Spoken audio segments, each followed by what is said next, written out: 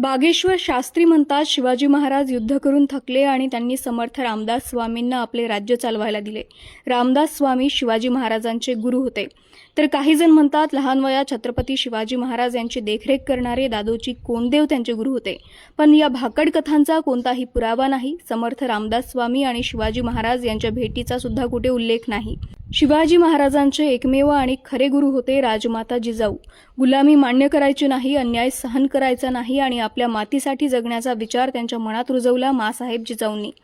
रामासारखं धर्मासाठी उभं राहणं, अर्जुनासारखं धैर्य ठेवणं आणि श्रीकृष्णासारखी बुद्धी वापरणं शिकवलं माँसाहेब जिजाऊंनी. धैर्य, शौर्य आणि न्याय यांचे संस्कार केले. स्त्रियांचा सन्मान, प्रजेवर प्रेम, शत्रूवर विजय आणि राज्यात न्याय हे तत्वज्ञान शिवाजी महाराजांच्या व्यक्तिमत्वात दिसतं आणि त्याची पायाभरणी केली जिजाऊंनीच. जिजाऊंनी आपल्या मुलाला फक्त राजा बनवलं नाही, त्यांनी रयतेचा राजा घडवला.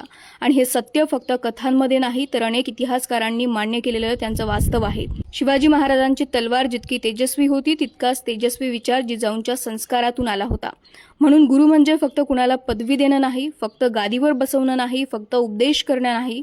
जो विचार घडवतो, जो स्वप्न दाखवतो, जो संकटात उभं राहायला शिकवतो आणि जो आयुष्याची दिशा ठरवतो, तोच खरा गुरु.